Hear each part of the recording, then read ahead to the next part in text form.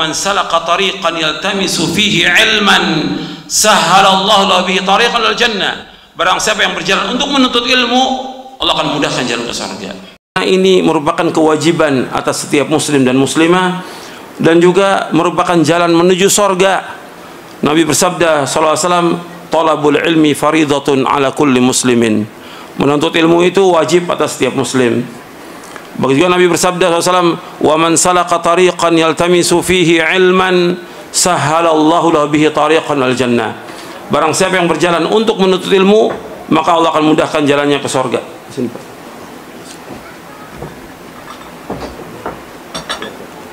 Jadi barang siapa yang menuntut ilmu, wa man salaka tariqan yaltamisu fihi ilman sahhalallahu lahu bihi tariqan al jannah. Barang siapa yang berjalan untuk menuntut ilmu, maka Allah mudahkan jalannya ke surga. Ikhwan fillah, azakumullah. Jalan ke surga bukan semudah yang kita gambarkan, tapi dia perlu perjuangan, perlu pengorbanan, perlu kesungguhan, perlu jihad dalam dakwah ini. Jihad, antum ingat tuh jihad. Al-Imam Ibnu Qayyim rahimahullah ketika menjelaskan tentang ilmu dan amal, ini harus ada jihad. Jihad dalam talabul ilmi, jihad dalam amal, jihad dalam dakwah, dan jihad dalam kesabaran. 4 disebutkan oleh Ibnu Qayyim dalam kitabnya Zadul Ma'ad fi Hadi Khairil Ibad. Beliau menjelaskan, yang pertama, kita wajib untuk berjihad. Jihad artinya jihad berjuang, bersungguh-sungguh. Untuk apa? Untuk mendapatkan ilmu yang bermanfaat. Karena kita nggak bisa hidup, dan kita juga nggak bisa mengarungi kehidupan, dan kita tidak akan mendapatkan kebahagiaan kecuali dengan jalan talabul ilmi. Harus dengan ilmu. Karena nggak mungkin kita bisa meraih surga tanpa ilmu. Harus kita talabul ilmi, dan harus ada kesungguhan menuntut ilmu syar'i. Kalau dikatakan ilmu syar'i, seperti yang sering saya sampaikan, dasarnya apa? Dasarnya apa? Quran dan sunnah, itu ilmu syar'i menurut para sahabat. Banyak sekarang ini orang menyampaikan ilmu, ceramah, dakwah, tapi nggak ada isinya, nggak ada ilmunya, cuma cerita, dongeng, marah-marah, segala macam sudah. Atau ngebahas apa? Politik, nggak ada manfaatnya. Kadang-kadang juga dia ceramah seperti orang ngigo. Apa ngigo tuh? Nggak tahu dia apa yang diceramahkan, nggak tahu. Gitu. Dalam Islam nggak bisa. Ketika antum mau dakwah harus berilmu. Nggak boleh masuk di medan ini kecuali orang berilmu. Nggak boleh. Nggak boleh ceramah kecuali orang berilmu, yang dia tahu Quran, tahu sunnah. Dan antum juga nggak boleh ikut kalau ada orang ceramah tanpa ilmu, nggak boleh. Bapak Allah berfirman di dalam surah Al-Isra surah 17 ayat 36, "Wala taqfu ma laysa laka bihi ilmun, innas sam'a wal basara wal fuada kullu ulaika kana mas'ula." Jangan kamu ikut apa yang kamu tidak tahu, karena sungguh pendengaran, mata dan hati akan ditanya oleh Allah. Ini saya minta kepada yang hadir, kalau bisa semuanya duduk. Semuanya duduk. Jadi antum bisa dengarkan baik-baik, antum bisa catat. Jangan berdiri. Yang ibu-ibu juga coba jangan berisik. Jangan berisik. Antum mau ngaji, jangan ribut. Itu ada anak nangis tuh. Jangan berisik dong. Ini kita mau ngaji nih. Dibawa keluar anaknya, dibawa yang jauh. Jangan dekat sini. Kita menuntut ilmu. Majelis ilmu dihadiri oleh malaikat. Perhatikan itu. Jadi tolong semuanya dengarkan baik-baik. Kita niatnya ikhlas karena Allah, dengarkan baik-baik. Fahami apa yang disampaikan, catat. Tuh. Jadi kalau bisa semuanya duduk. Yang hadir sebelah sini juga kalau bisa duduk aja. Duduk aja. Duduk aja, nggak apa-apa. Duduk. Gitu. Jangan dihormati dengan berdiri. Kalau berdiri itu kan jenazah, mayit.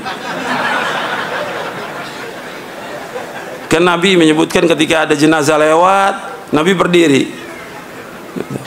Meskipun belakangan dihapus hukum itu, tapi asalnya yaitu kalau jenazah siapa aja. Nabi mengatakan jenazah Yahudi Rasulullah tetap diri, menghormati malaikat. Tapi setelah itu Nabi SAW menyuruh untuk duduk. Gitu. Jadi kalau orang-orang yang ingin dihormati dengan berdiri, itu jenazah yang lewat. Saya lanjutkan. Jadi ilmu yang harus masuk di medan dakwah ini, orang berilmu, kita jihad, nuntut ilmu ini jihad. Saya masih bicara soal penjelasan al-Imam siapa? Ibnu Qayyim al-Jauziyah. Ini masih muqaddimah nih. Masih muqaddimah. Yaitu kita harus berjihad. Jihad dalam thalabul ilmi. Jadi benar-benar nuntut ilmu ini perlu perjuangan. Karena banyak orang nuntut ilmu maunya enak aja. Senderan di masjid, kemudian sambil tidur. Ini bukan ngaji. Hatta 20 tahun nggak dapat apa-apa. Itu namanya jiping, ngaji nguping, nggak dapat apa-apa tuh. Ya, udah gitu tidur lagi. Ini perlu perjuangan, jihad dalam thalabul ilmi. Harus berjihad. Kalau antum nggak berjihad sungguh-sungguh nggak akan dapat ilmu. Dan itu yang dikatakan oleh Imam Syafi'i rahimahullah. Kata Imam Syafi'i rahimahullah, "Akhi, lan tanalal ilma illa bi sittatin sa'umbika an tafsiliha bi bayani, dzaka'un wa hirsun wa ijtihadun wa bulghatun wa irsyadu ustadzin wa tulu zamani." Kata Imam Syafi'i, "Wahai saudaraku, engkau enggak akan dapat ilmu kecuali dengan 6 perkara. Dzaka'un wa hirsun wa ijtihadun wa bulghatun wa irsyadu ustadzin wa tulu zaman." Wahai saudaraku, engkau nggak akan dapat ilmu kecuali 6 perkara. Ada kepintaran, jadi berusaha untuk memahaminya nih. Ada kemauan yang keras untuk thalabul ilmi. Ada kesungguhan, sungguh-sungguh. Nggak bisa kita sambilan, santai, main-main, nggak bisa. Nggak bisa. Harus sungguh-sungguh. Antum lihat bagaimana Rasulullah SAW menerima wahyu, apa sambil main? Betul-betul sungguh-sungguh sampai keluar keringat beliau. Di musim dingin sampai seperti itu mendapatkan wahyu. Bersungguh-sungguh dan menyampaikannya pun dengan sungguh-sungguh. Nabi kalau menyampaikan dalam mimbar itu, ketika khutbah Jumat merah matanya beliau, keras suaranya. Sungguh-sungguh dalam thalabul ilmi. Nggak bisa main-main gitu. Jadi harus ada kesungguhan dalam thalabul ilmi. Kemudian apa? Kemudian harus ada bekal. Kita mesti bekal. Dulu para ulama berjalan, beli kuda dulu, beli keledai, mempersiapkan bekal. Untuk apa? Untuk mendapatkan ilmu. Siapkan tintanya, siapkan pelepah kurma untuk menulis. Enggak sembarangan. Bersungguh-sungguh. Kemudian irsyadu ustadz, yang kelima, ada bimbingan ustadz. Yang keenam, tulu zaman. Lama waktunya, nggak bisa sebentar thalabul ilmi, nggak bisa sambilan, sungguh-sungguh. Tuh ingat tuh kata Ibnu Qayyim, nuntut ilmu itu harus sungguh-sungguh. Ini jalan menuju kepada kebahagiaan yang abadi. Yang kedua apa? Tadi kata Ibnu Qayyim, jihad dalam masalah apa? Amal.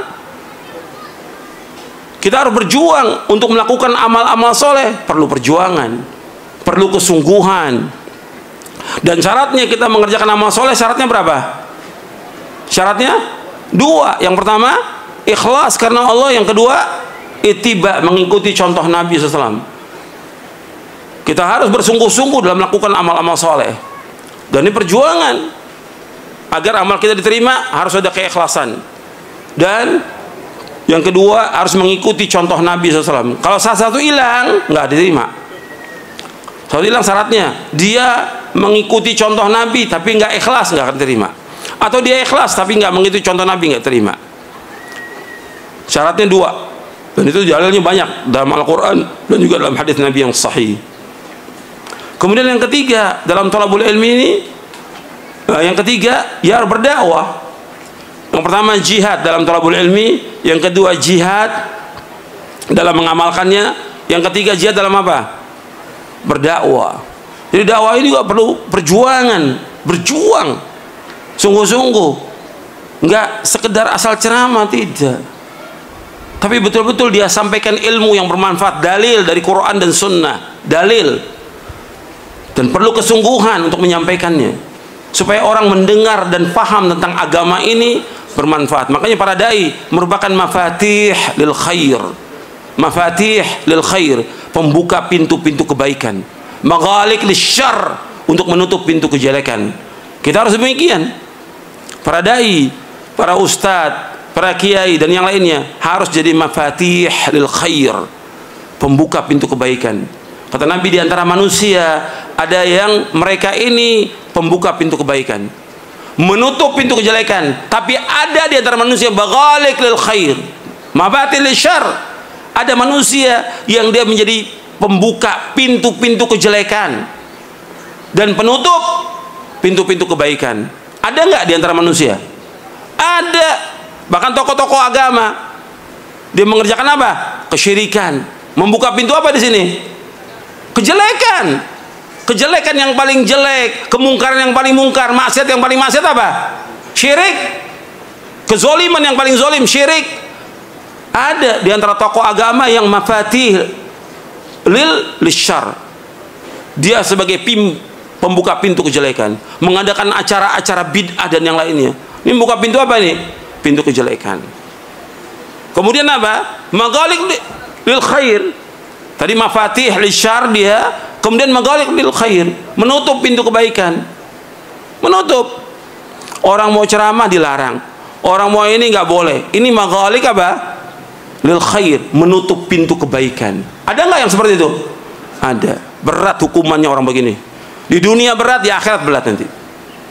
Dalam Islam nggak boleh. Dalam Islam mesti jadi kita pintu mafatilil khair, maghaliq lisyarr, pembuka pintu kebaikan dan menutup pintu semua kejelekan. Kejelekan selamanya nggak boleh didukung, nggak boleh dibantu, nggak boleh selamanya. Tapi kebaikan harus dibantu, harus didukung, harus. Makanya antum harus terus berjuang ini dalam dakwah untuk tegaknya agama ini, karena ganjarannya besar. Besar ganjarannya di dunia maupun di akhirat. Nggak ada perkataan di muka bumi yang paling baik melainkan orang yang mengajak manusia kepada kebaikan. Tapi dia harus berilmu. Allah menyebutkan dalam surah Fussilat, wa man ahsanu qawlan mimman da'a ila Allah wa amila salihan wa qala innani minal muslimin. Tidak ada perkataan yang paling baik di muka bumi melainkan siapa? Itu orang-orang yang berdakwah di jalan Allah dan dia beramal soleh dan dia mengatakan saya adalah orang-orang Islam. Jadi situ disebutkan waman ahsanu qawlan mimman da'a ila Allah wa amila salihan, dia berdakwah mengajak dan dia beramal soleh. Wa qala innani minal muslimin, dalam surah Fussilat. Jadi harus dakwah ini harus tegak dan harus terus maju, nggak boleh mundur, nggak boleh mundur, maju terus dalam dakwah, nggak ada mundur. Makanya kata Al-Imam Ibnu Qayyim dalam kitabnya Madarijus Salikin, kata beliau, seorang itu dalam hidup ini harus maju, nggak ada mundur, nggak boleh kita mundur dalam hidup ini.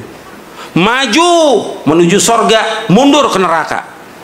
Kita harus maju menuju sorga dan harus berjuang untuk menegakkan agama ini, jihad untuk menegakkan agama ini, nggak boleh mundur. Jadi ini harus tegak dalam agama ini. Jadi nggak bisa kita kemudian pengajian di stop, harus dilawan. Nggak bisa pengajian di stop. Apa pengajian di stop? Harus maju gitu, jihad untuk menegakkan agama ini. Ini dakwah, mengajak orang kepada kebaikan, mengajak orang kepada takwa kepada Allah, mengajak orang kepada iman, mengajak bangsa ini untuk baik, dan bangsa ini akan baik kalau orang-orang beriman dan bertakwa kepada Allah. Allah turunkan barokah dari langit dan dari bumi. Ini yang kita dakwakan agar bangsa ini, bangsa Indonesia ini menjadi baik dengan dakwah ini. Nggak ada dakwah yang lain kecuali dengan dakwah ini orang jadi baik. Kenapa? Mengembalikan manusia hanya kepada Allah agar mereka mentauhidkan Allah, menjauhkan segala macam perbuatan syirik, mengajak orang kepada sunnah, menjauhkan bid'ah, mengajak orang untuk taat dan tunduk hanya kepada Allah dan meninggalkan semua perbuatan dosa dan maksiat. Ini dakwah ini yang akan membawa manusia kepada kebahagiaan. Kita harus jihad untuk menegakkan dakwah ini. Jelas sampai sini? Ada satu lagi yang belum. Jihad apa yang keempat? Jihad dalam kesabaran. Dakwah ini panjang, masih panjang. Perlu kesabaran, nggak bisa buru-buru. Sabar untuk mendakwakan dakwah tauhid ini. Sabar, panjang, lama waktunya. Kita harus sabar. Sabar dalam menghadapi cobaan, ujian, gangguan, celaan, ejekan, gelaran yang jelek, banyak dari orang-orang yang tidak senang kepada dakwah ini. Tapi terus, nggak boleh berhenti. Meskipun mereka mengejek, mencela, memfitnah dan segala macam, jalan dakwah ini, nggak boleh berhenti. Nabi-nabi dan rasul-rasul alaihi wassalatu wassalam juga dicela. Bahkan bukannya dicela, disakiti.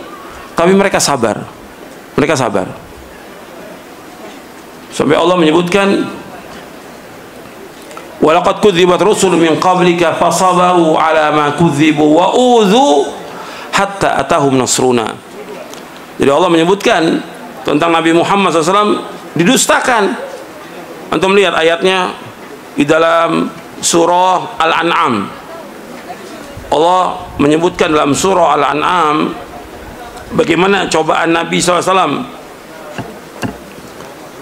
ujian Nabi ini harus kesabaran. Dan Nabi sebagai manusia dicela, dicaci, dimaki. Sebagai manusia Nabi sedih atau tidak? Sedih.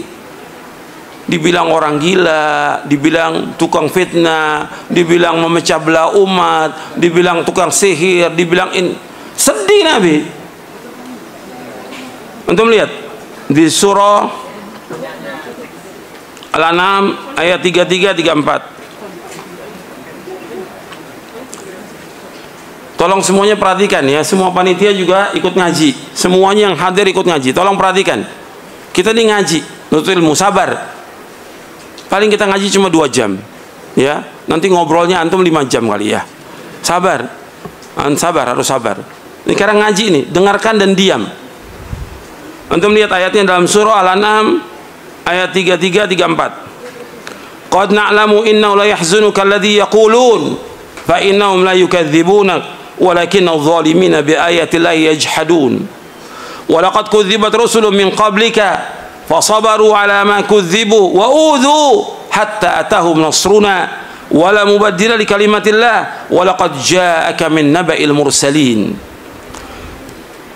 Sesungguhnya kami mengetahui, sungguh menyedihkan kamu apa yang mereka ucapkan. Sesungguhnya mereka tidak mendustakan kamu, akan tapi orang-orang zalim dengan ayat-ayat Allah itu mereka mengingkari. Dan sungguh rasul-rasul sebelum kamu telah didustakan, mereka sabar meskipun didustakan, ditolak dakwahnya, mereka sabar. Wa udzu, dan mereka disakiti oleh umatnya. Hatta atahum nasruna, sampai datang kepada mereka pertolongan kami. Wala mubaddila li kalimatillah, dan enggak ada perubahan dalam kalimat Allah. Tetap seperti itu. Dakwah ini mendapatkan cobaan dan ujian, tetap enggak akan dirubah oleh Allah. Wa laqad ja'aka min naba'il mursalin, sungguh telah datang padamu kabar-kabar dari para rasul alaihi wassalatu wassalam. Jadi harus sabar terhadap gangguan ini.